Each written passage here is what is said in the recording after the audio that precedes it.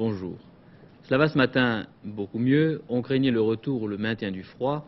Eh bien, en cette fin de semaine, le climat s'adoucit et laisse prévoir une année un peu moins rude. C'est vrai du temps qui se réchauffe. C'est vrai aussi des relations sociales. Chez les fonctionnaires et à l'EDF, des accords sur les salaires ont été négociés et conclus la nuit dernière. Et il a suffi même d'une seule réunion, alors que les discussions avaient été beaucoup plus longues et plus difficiles l'an dernier. Il faut maintenant préciser et nuancer ces accords, des accords qui sont intéressants pour le développement de la politique contractuelle en matière sociale. Comment, de chaque côté, Bernard Olivier, voit-on maintenant, ils ont été conclus, ces accords? Bernard Olivier. Eh bien, Jean-Pierre Elkabbach, il faut dire, vous avez raison de le dire, les deux accords qui sont intervenus cette nuit ont un peu réchauffé le climat social qu'on prévoyait certes plus rude. Une simple comparaison, à EDF, l'an dernier, il avait fallu 3 réunions pour parvenir à un accord. Cette nuit, 6 heures de discussion ont suffi et on a signé. À la fonction publique, l'an dernier, 4 réunions échelonnées sur un mois et on était arrivé à un constat d'échec et une rupture des négociations. Alors, pourquoi cette réussite? Eh bien, il faut dire que peut-être les perspectives économiques pour 1972 ne sont pas si bonnes pour que les syndicats et les directions ne fassent pas preuve de prudence. Mais enfin, on peut dire que la politique contractuelle est bien partie. Il faudra attendre un peu pour en tirer les conclusions, car bien évidemment, il reste un certain nombre d'obstacles à franchir, et notamment à la SNCF et à la RATP. Voyons maintenant, Bernard Olivier, le contenu de ces accords qui concernent 2 500 000 travailleurs. D'abord à l'EDF. Eh bien, l'EDF, il ne s'agit pas d'un simple accord salarial pour 1971, c'est une convention salariale qui est valable pour 2 ans, 1971 et 1972. Au terme de cet accord, l'an prochain, les gaziers et les électriciens auront une augmentation du pouvoir d'achat qui variera entre 2,5 et 3%. Ce pouvoir d'achat est calculé selon à la fois la productivité à l'intérieur de l'entreprise EDF et aussi en fonction de l'enrichissement dans le pays, c'est-à-dire de la production industrielle. Et dans la fonction publique, qu'est-ce que cela va changer? Eh bien, dans la fonction publique, l'an dernier, je vous l'ai dit, il n'y avait pas eu d'accord. Le gouvernement avait octroyé 6% d'augmentation de salaire aux fonctionnaires. Or, la hausse des prix risque de se rapprocher de très près de ces 6%. Aussi, on donne pour la fin 71 une augmentation de 1,7% aux fonctionnaires en 2 fois. Pour l'année 72, on donne une augmentation de 5,5%, étant entendu que si l'augmentation des prix dépassait 4%, il y aurait là aussi une clause de sauvegarde et un rattrapage à la fin de l'année.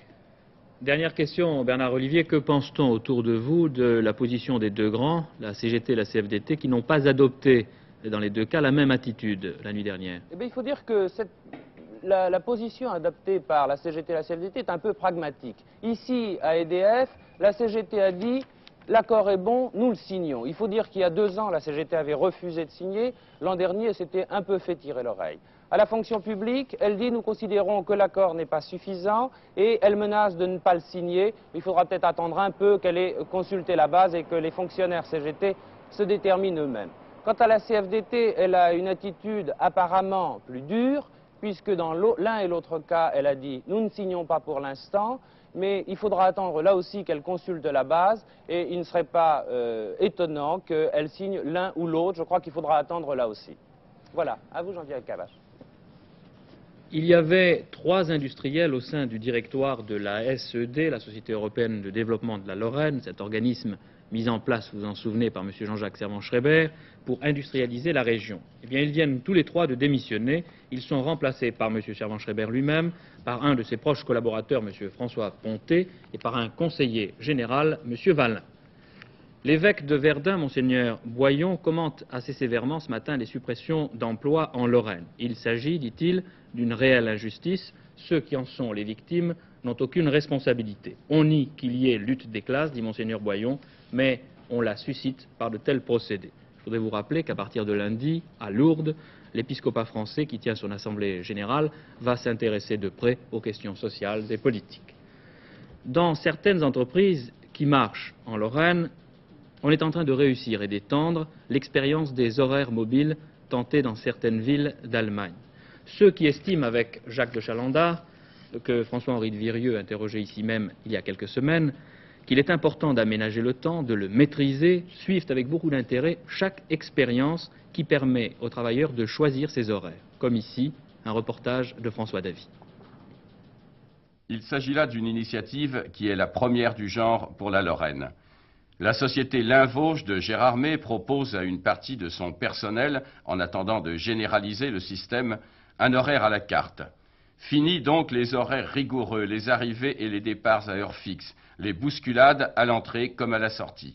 Chaque employé de la maison, surtout des femmes en l'occurrence, choisit non seulement ses heures d'entrée et de sortie, mais également la durée quotidienne de son travail. Il est seulement astreint à fournir un certain nombre d'heures dont il peut reporter le crédit ou le débit d'une semaine à l'autre.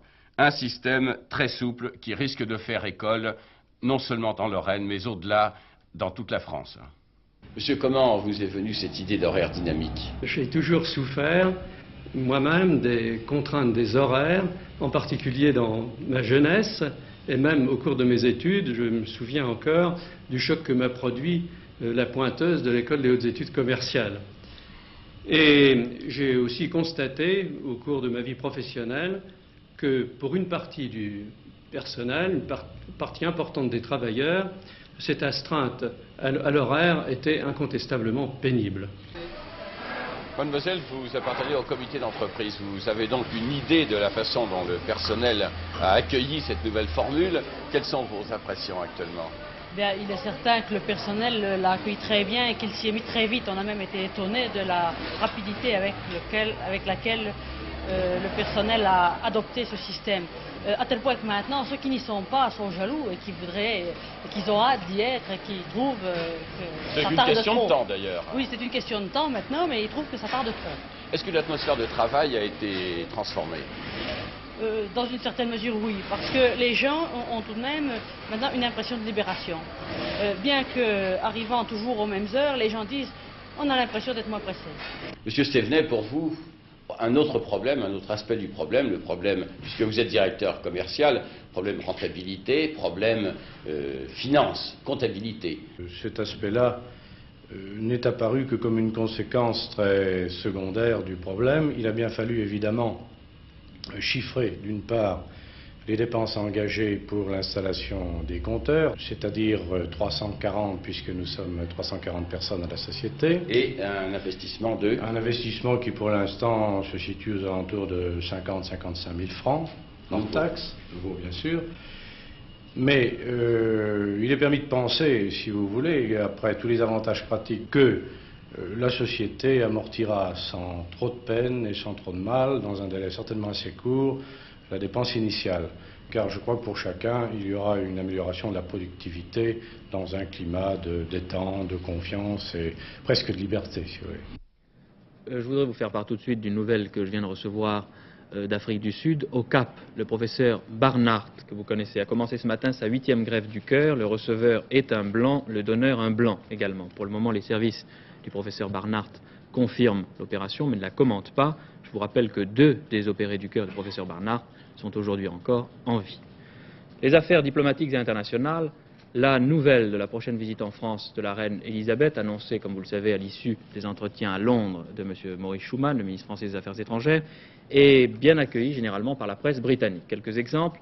La visite de la reine en France, scelle l'entente franco-britannique, titre ce matin le Guardian. Pour le Daily Mail, l'entente est maintenant plus cordiale que jamais et le Financial Times annonce une nouvelle atmosphère d'amitié.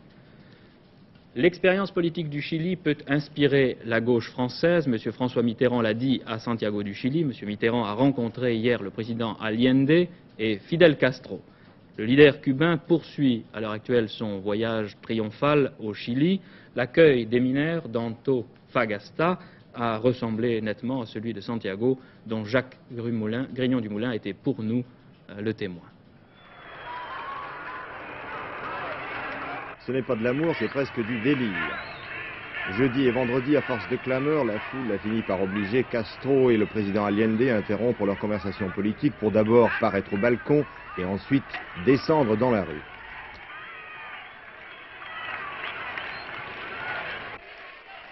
Cependant, Castro a pu se rendre compte que le Chili, bien que gouverné par un marxiste et une sorte de front populaire, vit bien sous un régime démocratique de la pluralité des partis. Peut-être entendez-vous en ce moment « Yankee no Cuba si ». Oui à Cuba, non aux Américains. Eh bien oui, mais en marge des manifestations d'enthousiasme, l'opposition fait entendre sa voix, ou plutôt ses voix. Hier, il y a même eu un attentat, mais pas de victimes. Des inconnus ont fait sauter un relais de télévision. Avant de quitter la capitale, pour parcourir le Chili du nord au sud, Fidel Castro a déposé 2 gerbes devant les monuments du libérateur du Chili, O'Higgins, et du héros de l'indépendance cubaine, José Martí. Castro est au Chili pour 10 jours. Sa visite continue sous la forme d'une course-poursuite improvisée entrecoupée de longs discours, eux aussi improvisés.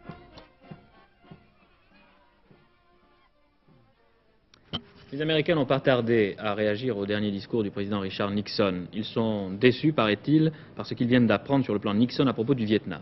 Le président américain a annoncé un retrait de 45 000 hommes d'ici au 1er février prochain et une reprise des bombardements aériens sur le Nord-Vietnam si ce qu'il appelle les infiltrations au sud augmentaient. À présent, une information qui n'a peut-être pas été assez relevée au cours de la semaine. Le président Nixon a demandé à son conseiller personnel, M. Henry Kissinger, de s'occuper directement de la recherche du renseignement.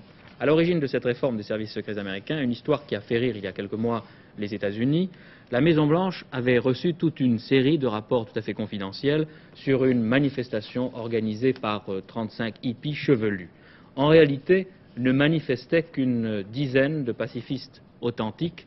Les autres hippies n'étaient que les James Bond américains, les rois de l'espionnage et du contre-espionnage, qui se surveillaient, chacun prenant son voisin pour un vrai contestataire. Le président Nixon n'a pas aimé ça du tout.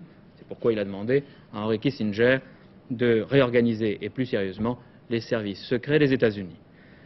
Aux États-Unis, à l'heure actuelle, la grande affaire, c'est l'installation des délégués de la Chine communiste aux Nations Unies. Emmanuel de la Taille a vu arriver pour nous, à New York, les diplomates de Mao Tse-tung. Eh bien, cette fois-ci, c'est fait. Les Chinois au drapeau rouge étoilé sont arrivés aux Nations Unies, le palais interdit depuis 21 ans, où les discours de bienvenue sont en bonne préparation. À quoi sert l'ONU, entend-on souvent? Quand on y est et qu'on est mis en minorité, on trouve parfois que c'est un machin encombrant, comme le pensent certains Américains après leur défaite. Quand on y arrive, comme les Chinois, on découvre que c'est avant tout un réseau de communication mondial, un porte-voix planétaire pour la doctrine, et comme la Chine fait partie des 5 grands, un droit de regard automatique sur toutes les crises du monde et aussi un droit de veto. Pour la délégation de Pékin, la longue marche vers l'ONU s'est achevée hier à New York par un froid glacial. Pour accueillir les Chinois, des envoyés de l'ONU, dont un Français, René Debranche, représentant M. Tante malade, les délégués des pays qui ont emporté la victoire de Pékin à 2 contre 1 contre les Américains, en tête la minuscule Albanie, un service d'ordre énorme, et toute la presse américaine avide de filmer casquette Mao et vareuse grise débarquant au royaume du capitalisme. Comment se comportera la Chine à l'ONU? Confirmant les dernières déclarations de Pékin, le chef de la délégation, M. Chiao Kuan-hua, a donné le ton. Ferme sur les principes, modéré dans la forme. En adressant ses meilleurs vœux aux Américains, M. Chiao a déclaré en chinois « Notre délégation travaillera aux Nations Unies avec tous les pays qui aiment la paix et défendent la justice pour sauvegarder la paix internationale et promouvoir le progrès humain. Le peuple américain est un grand peuple et il existe une profonde amitié entre les peuples de Chine et des États-Unis. » Le gouvernement soviétique, le plus inquiet de voir Pékin le déborder sur la gauche en emportant la clientèle du tiers-monde, et la Maison-Blanche peuvent se demander s'ils seront classés dans les pays de paix et de justice, pour le moment, y compris le rappel du soutien chinois aux luttes de libération, tout est dit en tout cas dans un langage très diplomatique, traduit ensuite dans un anglais impeccable par une jeune déléguée. Et si les Russes faisaient atterrir dès le mois prochain sur Mars leurs 2 sondes spatiales Mars 2 et Mars 3, telle est la question que se posent à l'heure actuelle les savants américains qui sont tout de même satisfaits du succès de leur Mariner 9. Mariner 9 devrait se mettre cette nuit en orbite autour de la planète rouge pour l'analyser de près. Mariner 9 permettra de savoir si la vie existe vraiment sur Mars. François de Closet.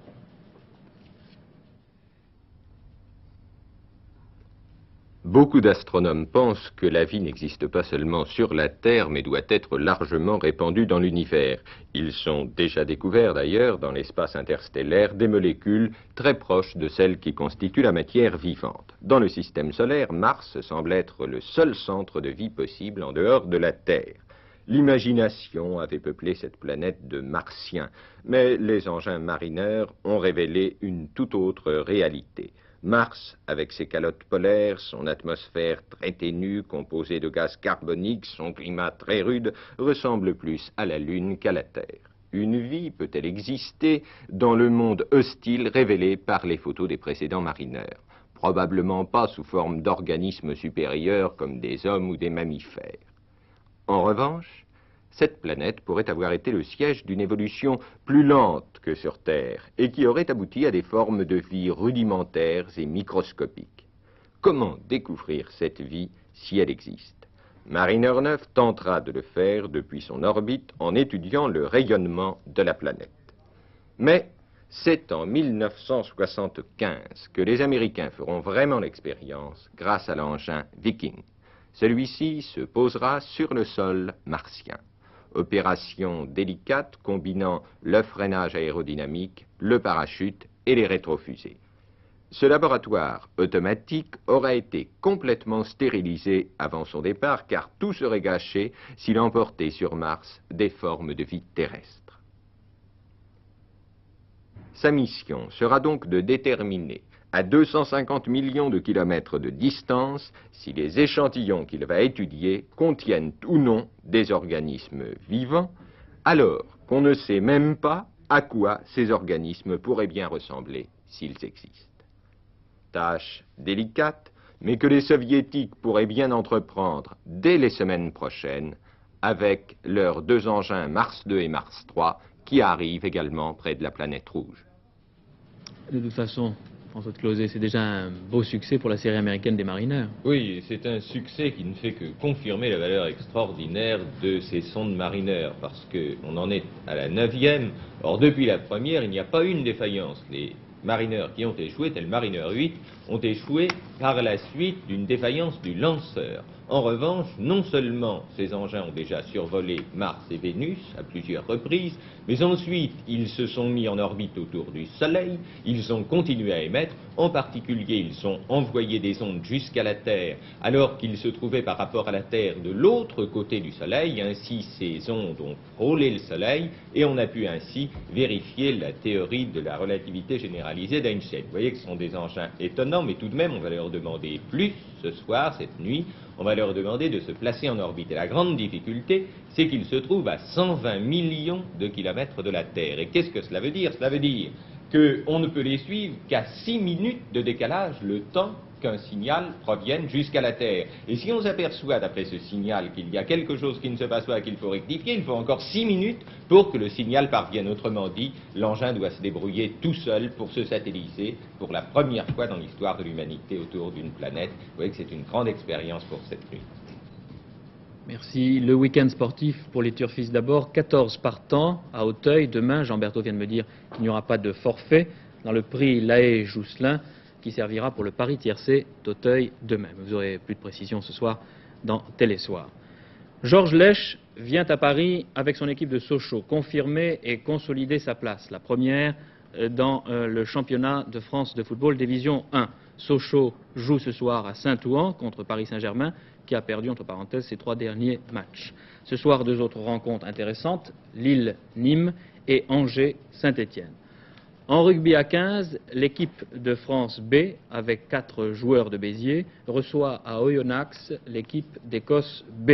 Le match sera retransmis en direct sur cette chaîne, la première, à partir de 14h55. Nadine Audin, cette toute jeune fille que vous voyez derrière moi, qui a à peine 13 ans et demi, fait son entrée dans une équipe de France de gymnastique rajeunie, 17 ans de moyenne. À Orléans, on peut dire que les Français vont prendre une leçon de gymnastique avec les numéros 1 mondiaux, les soviétiques. C'est aussi un bon test, je crois, à 10 mois des prochains Jeux olympiques de Munich. Oui, un excellent test pour les Français, mais aussi un joli spectacle pour les privilégiés qui verront évoluer le fameux Vorony. Mikhail Voronin, le voici aux exercices au sol. Il a été pendant 5 ans le guide pour toute une génération de gymnastes soviétiques, champion du monde en 66, champion du monde en 67 et 69. Il devait pourtant trouver son maître à Mexico. Le japonais Kato lui souffla le titre olympique pour 5 centièmes de point seulement, la plus petite marge possible en gymnastique. En URSS également, la menace est précisée pour lui, avec Klimenko qui vient de le devancer au championnat d'Europe à Madrid tout récemment. Mais Voronin reste bien sûr une carte maîtresse dans le jeu des soviétiques pour les Jeux de Munich.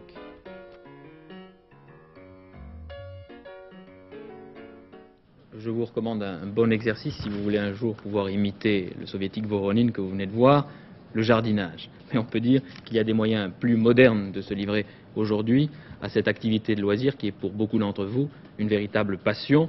Jean-Paul Sauté a visité le coin du jardinage au salon du bricolage, porte de la Défense.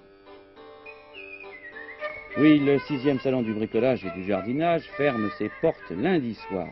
Les jardiniers amateurs ont donc encore un peu plus de 48 heures pour aller au Palais de la Défense, se documenter sur ce qui tout au long de l'année a plus particulièrement préoccupé les 80 exposants et les 150 firmes représentées. C'est en pensant aux millions de jardiniers amateurs que compte notre pays, il y a en effet en France 3 millions de résidences secondaires, c'est en pensant que le jardin du jardinier amateur moyen n'est pas très grand, un peu plus de 400 mètres carrés, c'est en pensant aux besoins courants du jardinier que nous avons sélectionné les nouveautés que voici.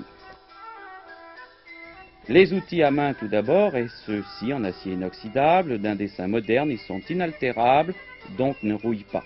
L'acier inoxydable est par ailleurs robuste et d'une longévité à toute épreuve.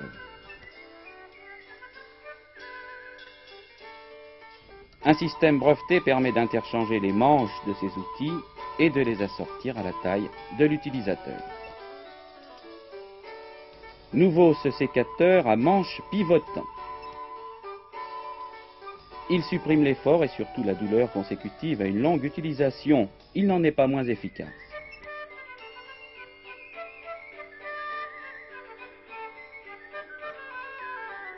Une petite faux, pliante pour petits jardiniers possédant petite cabane pour petits outils seulement.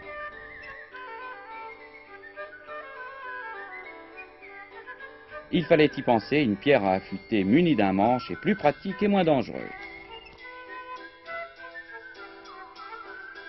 Astucieux ce râteau de 1,10 m pour grande surface. La corvée des feuilles mortes en est facilitée mais non supprimée. Pour couper les branches à grosse section, 5 ou 6 cm, ce sécateur d'un maniement très aisé coupe sans effort grâce à un système de crémaillère. Une tondeuse électrique, la moins chère des électriques, 140 francs environ. Les constructeurs n'ont qu'un but, supprimer l'effort, et ça n'est pas toujours au détriment du prix.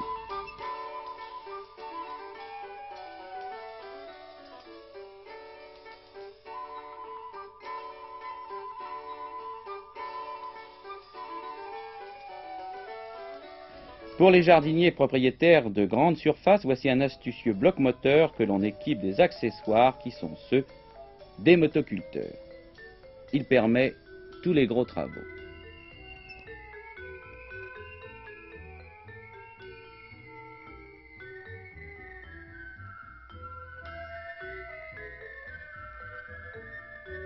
Au Palais de la Défense jusqu'au 15 novembre.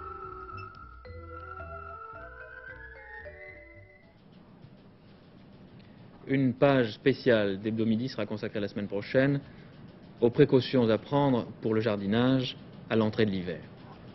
Avant de vous quitter, je voudrais vous donner une petite information qui intéresse ceux d'entre vous qui se préoccupent ou qui sont préoccupés par les questions du spectacle. Johnny Hallyday a annoncé à Marseille son intention de quitter la scène l'été prochain, mais pour quelques mois seulement, le temps de préparer avec Salvador Dali quelque chose de différent et de nouveau, Hamlet, une adaptation de la Hamlet de Shakespeare en comédie rock, pourquoi pas. Télémidi est maintenant terminé, je vous souhaite un excellent après-midi et d'une façon générale un bon week-end.